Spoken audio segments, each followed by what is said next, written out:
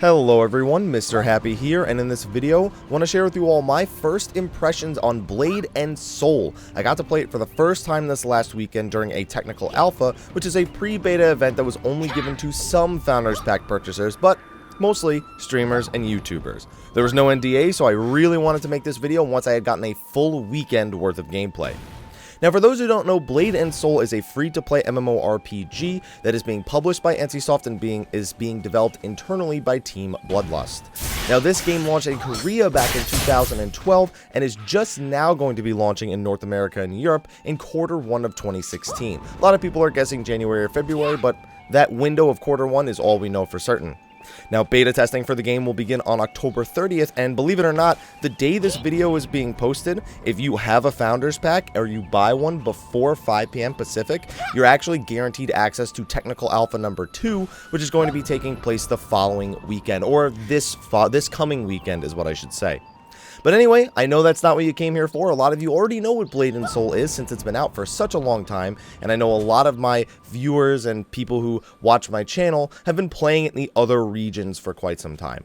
So let's get into the basics of the game, shall we? So since we're going to be starting with the basics, let's start with the story. I don't have a whole lot to say about it. In my opinion, very cliche revenge story. However, it is nice to see that effort is put into the story. You know, it does have its own cutscenes, it does have voice acting, it does have an actual plot to the game, which is a joke that I'll explain in a little bit for those of you who don't know why we use the word plot a lot with Blade and Soul. But you know what? It makes the leveling experience a lot easier, in my opinion, a lot more tolerable, even though the leveling experience isn't that bad, which we'll talk about later. The fact that it's a story is a plus for me, even if it's not the most unique story out there.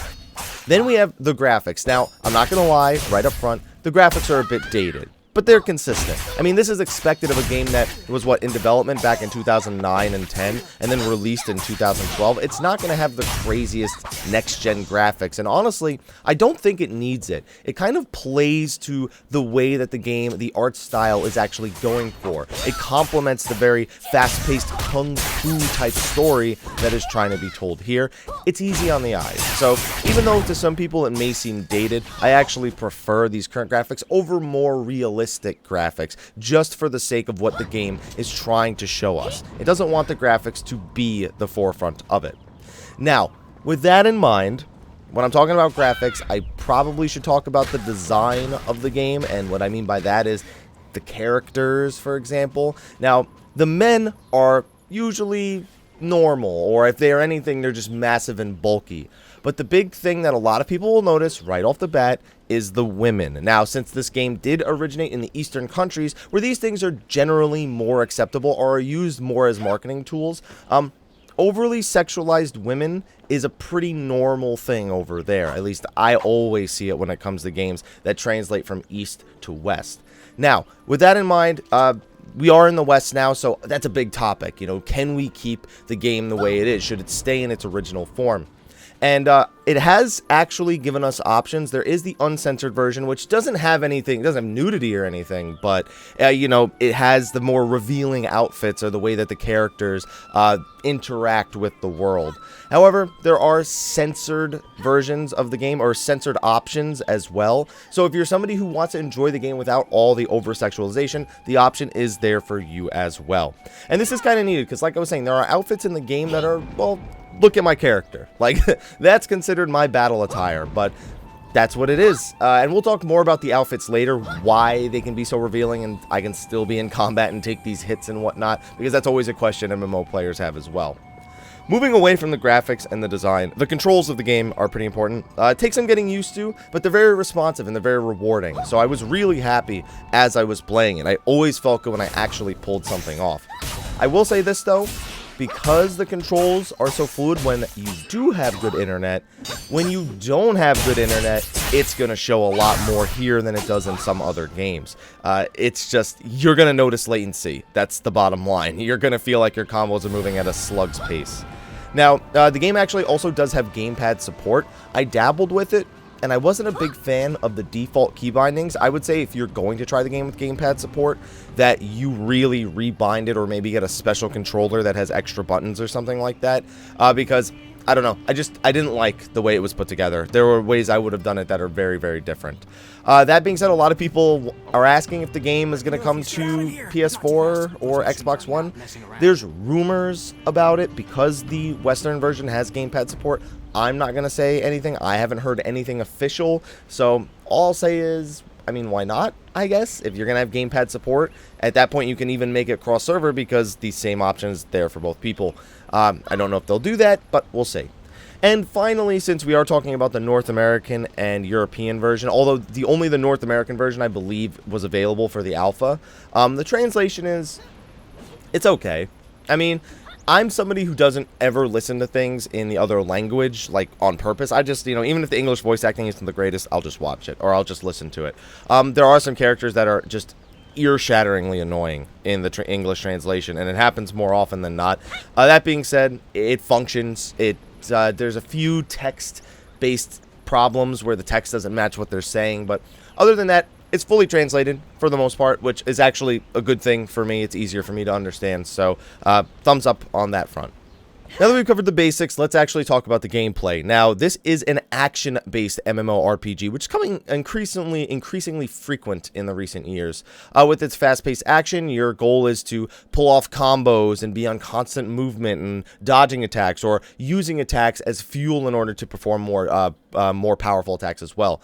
There's combo abilities where you can knock your enemy down on the ground and then pick them up and beat the crap out of them, or knock them into the air, do an aerial combo, finish them, put them on the ground. Then you have somebody else pick them up and destroy them. There's a lot of good group coordination here that requires CC to be chained, requires just certain things, just requires teamwork. And it feels really good when you get that teamwork off, making the boss helpless, and on top of that, dealing a ton of damage with a lot of flashy animations. Always feels good. Now, that being said, I am talking about PvE for the most part here. I did feel that the PvE for this technical alpha was a bit too easy. Now, I know a lot of you are like, Happy, you're not like the rest of us. You know, you love it when something's a hardcore challenge. Leveling, I don't ever feel like needs to be a hardcore challenge. So that's really what I'm talking about here. Now, first of all, I will say that the leveling speed is actually really good. Considering it's a Korean MMO. I, over the weekend, got from level 1 to 38 or 39 or something like that. And honestly, I did it the very slow way. I was taking breaks. And when I say taking breaks, I mean, like, while I was leveling, I would take breaks to do something else in the game for like an hour or something, as opposed to just keep leveling. And even then, like, level 45 is max in this version of the game. Level 50 is the max across seas, but regardless of that, if you've played a Korean MMO, you'll know how it feels to just grind out, and it's like, oh, this is so tedious, I'm barely getting anywhere. Doesn't feel that way in this game. So I'm actually really impressed. I've heard that from other people that the Japanese version is considerably slower, but that most of the other versions are similar in pace to the version that we have right here. So it seems that even overseas it wasn't that big of an issue outside of Japan, so really happy to see it. That being said, quests are mostly standard. They rarely ask anything special of the players, so it's a pretty generic questing sequence, and like I said, the main story is the saving grace here. It makes the leveling process so much more tolerable. Now, like I was saying, the PvE is a bit too easy. Now, it wasn't just the leveling being quick I was talking about. I was also talking about the game's difficulty. It didn't really have a good difficulty curve. Now, it doesn't really pick up till the mid to late 30s, and even then, the only things I found difficult were soloing things. Even just doing things with 2 people made it immensely easier. Doing things solo, though, of course, was really hard. That was like the only challenge I could find in the game. Now, this is a result of the westernization. Obviously, they wanted to make things easier when it was introduced to us. I'm hoping that they make things slightly more challenging. Or let me put it this way. I want the difficulty curve to be addressed, because from 1 to whatever level I am, 38, 39, when soloing, yes, I felt like the game got harder over time. When doing things with a group, it stayed the same, and it was really easy. If anything, it got easier because we had more tools at our disposal at the higher levels. So I'm hoping that the difficulty curve is addressed here, and that people need to be doing mechanics a bit more properly in order to ensure that they can see success. Now, as you were saying, I'm saying group versus solo, so you're probably wondering, well, how can the leveling be easy if the soloing's hard? Let me clarify. All content can be done with a group or attempted solo. Now, the easiest content, and I believe this is recommended you do with more people just to speed it up, is like 20 to 24 people. Now, I haven't gotten to do anything like that, but people have told me that that's more akin to like daily events that people do. So they're really, really easy. The standard dungeon content while leveling and at max level is 6 people. But if you're looking for the hardcore endgame, the hardest of endgame content, I share this philosophy with the team behind Blade and Soul, that more people does not necessarily mean more difficult, or it needs to be more difficult, or you need more people to make something more difficult. Therefore, the hardest max level PvE content is designed for 4 people. Now, on top of the bosses being incredibly tanky, the bosses being unforgiving if you mess up a mechanic, AoE notifications are turned off for these 4-man difficulties. I haven't gotten to do any of them yet. I really want to do some of them because I want to test the game's limit. You guys know how I feel. Now, the biggest thing with all this content that I'm mentioning, the drop rates can be infuriating. It feels like maybe the game, instead of making you grind the levels, wants you to grind the dungeons. Early on, I had to do a dungeon like 15 times. Apparently, it was my fault because I could have made that a lot easier in getting the item. But usually, you'll want to do multiple dungeon runs anyway to complete your upgrades every few levels. So it's like less of a, like I said, less of a level grind, more of a doing content grind, if anything like that. And honestly, you can get lucky and get your drops while you're leveling in 1 or 2 runs if you're really lucky, or if you're running it solo because you're just that damn good and you don't have to compete against anyone else. So hopefully that I hope that the drop rates aren't so infuriating at level 45 that it's like, oh my god, why am I even playing this game? But I'm expecting they're still going to be pretty rough. We'll see what happens at level 45. Just leveling up, occasionally they were infuriating. Now, then we also have to talk about PvP. Now, you guys know that almost every time I talk about an MMO, I don't really go into PvP all too much. In this case, there isn't a whole lot to go into. Now, that being said, there's not a whole lot to go into, but what's there is amazing. So if I had to sum up PvP in like one phrase, PvP is like chess if the pieces were not only alive, but the game was on cocaine. Like, that's pretty much the only way I can put it. So the PvP that was available to us was 1v1s, tag matches, and open world PvP. Now, the open world PvP is something you can opt in and out of, so they don't need PvE and PvP servers. Open world PvP is activated via the outfits that you wear, which marks you as a member of a faction. Now, people wearing the opposing outfits are hostile to you in the open world, even in towns. Wear a neutral outfit, and you won't be marked for PvP. Now, this has some merits and demerits. One of the demerits is, of course, if you really like an outfit, you're going to be marked for PvP while you're wearing it, and there's no way to turn that off. At least in the current build, there's no way to turn that off regardless. That also goes into what I was talking about outfits earlier, where people were wondering, why am I wearing these skimpy outfits while I'm fighting? This isn't very protective. Outfits don't actually give you stats. They only either are for, glamour, vanity, or marking you for PvP.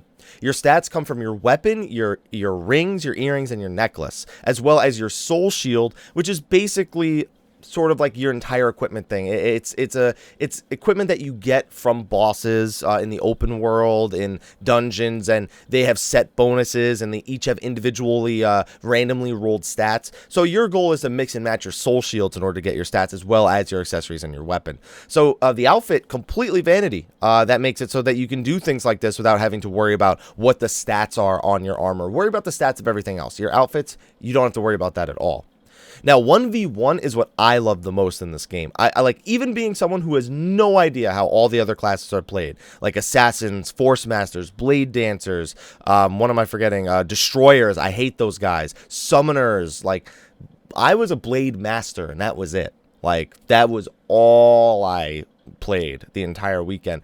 But even then, I still loved it. Like, it was just so great and infuriating at the same time that getting stomped due to a lack of knowledge, it was still fun. I learned things about those classes, and every time I saw them again, I did a little bit better. Unless, of course, I was just completely outclassed by the other player, who was just way better than me. I didn't get to try tag matches, as it seemed no one was queuing for them, but I'm assuming that those are pretty fun as well. There's a little bit different of an objective. It says the people who do the most damage at the end are the ones who win.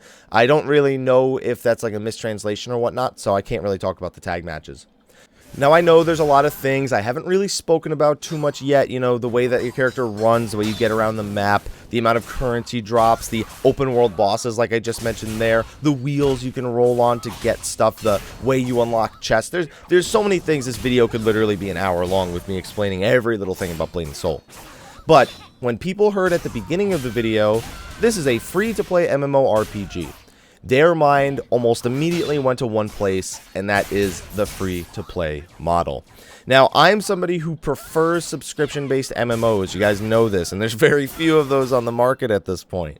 But I've been opening up a little bit more to free-to-play and seeing how companies are approaching this nowadays, because it used to be a whole lot different. When I was first introduced to it, I was introduced to things like Heroes Online and Silk Road Online, and I need to get a more modernized look on it. So I wanted to really take a look at the way that Blade and Soul does their free-to-play, just like I did with WildStar not too long ago. So it's free to play with a premium membership option. This is like a monthly sub that you can pay to get perks on your character, such as bonus EXP from quests or bonus currency, login priority, things like that. Honestly, it wasn't anything too crazy. It reminded me a lot of WildStar's premium membership. The only issue I have with the premium membership for Blade and Soul is the wardrobe. Now, the wardrobe is a feature that actually stores all of your outfits that you can keep there. That way it doesn't take up inventory space. Now, the wardrobe is locked behind premium membership. I do not feel that that is the right decision. Now, listen, I played Final Fantasy XIV, and, you know, there is the option to pay for additional inventory spaces there as well. And honestly, that's pretty much what the wardrobe functions as. It functions as additional inventory spaces for just your outfits. But because the game is so focused on outfits, it's very, very important that you get these outfits, whether it be for your own personal whatever, you know, you just like the way an outfit looks, or just for PvP, you know, constantly being able to PvP with different factions. It's a big feature in the game, and I don't feel that locking it behind premium is the right decision. That being said, the rest of the cash shop I don't have too much of an issue with. Similar to WildStar, you have Ncoin, which is, you know, NCSoft sort of currency, and then you have Hongmoon coins, which are very similar to the Omnibits of WildStar I spoke about last month. So Ncoin bought with real money. Hongmoon coins are gotten from events in-game, like the Daily Dash, which is basically like a roulette you can roll 3 times a day. It's like I like to call it Blade and Soul Candyland. That's what somebody in my chat called it. And whatever you roll, you move across the spaces, you pick up every item from the spaces you move over, and you're able to get things like increased inventory space, you're able to get crafting materials, you're able to get these Hongmoon coins, which you can then go spend on the optional item store, the cash shop as it should be called, and that way it makes it accessible to people who don't feel like spending real money on it. It just means it'll take longer for you to get a lot of those benefits. Now, the cash shop in its entirety, you're probably wondering what's actually in there. Things similar to like what the premium membership offer. There's a lot of cosmetics as well. There's, you know, inventory spaces that you can buy. But I did notice a tab called Materials, which does seem to have minor advantages you can buy. It's mild, but many will consider it pay to win. Experts have said that other versions of the game are far more pay to win, although I've also had people say the opposite of that, so I'm not really sure the validity on any of these claims. NCSoft is working with feedback if players are unhappy with it. They don't want the game to be pay to win, so if you have feedback about it, if you know more about these materials and how they are going to influence the game at a later point, please give them feedback, let them know what you think. If it's an item that you can use for early game progression as well to make sure that you can actually upgrade your weapon, I believe there are keys on there that can guarantee you a class item. If not, there's ways to get them through that, because I had somebody gift one to me at some point. I would prefer those things just to be easier to obtain in game, as opposed to being on the cash shop, and that being the preferred way of accessing it at the very least. So they're working with feedback, just make sure you give it to them. Now, like I said, a million things I could have spoke about this video. I focused on some of the more important things. Overall, what do I think? I think the game's in a pretty solid state right now in its technical alpha form.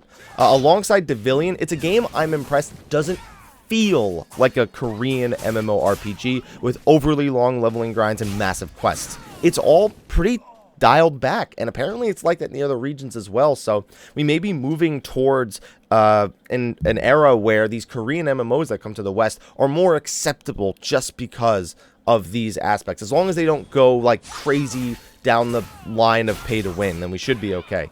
I'm happy it attempted to put together a story. It makes the leveling a lot more bearable, trust me. The leveling process itself is smooth, dungeons are fun, and they're fast-paced. Now, there are, like I said, some complaints, whether it be with the graphics or some features that I'd like to be more open to everyone, like the wardrobe. The shop and premium memberships may provide too many character growth advantages. Overall, I'm pleased with the game. I will be playing it on the following alpha weekends. I will be playing it during the beta, and I will, of course, be checking it out when it launches. My question now is how NCSoft maintains excitement around the game before it launches next year, as this is a game that's several years old at this point. It's going to be difficult. I have such a thing about this, like with Star Citizen. I feel like if your game is out for long enough, when it eventually launches, people aren't as excited. But NCSoft did the right thing with this surprise technical alpha weekend. I have a feeling they have way more surprises up their sleeve. They did an excellent job promoting WildStar. Still has some of those server issues. Hopefully those are still in the process of being fixed. But with this, I'm hoping for a smooth beta, a smooth launch, so people can enjoy the game when it is smooth, because that's when it's played best.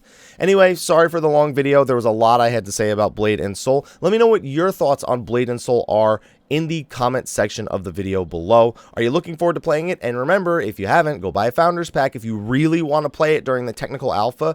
Founders Pack guarantee you beta access, but if you buy one before October 14th at 5 p.m. Pacific, then you can guarantee access to technical alpha number 2, which should be a lot more interesting with all the extra people on the server. So anyway, again, thank you for watching. I will see you all in the next video. I will have more Blade and Soul videos coming in the coming weekends. But until then, take care.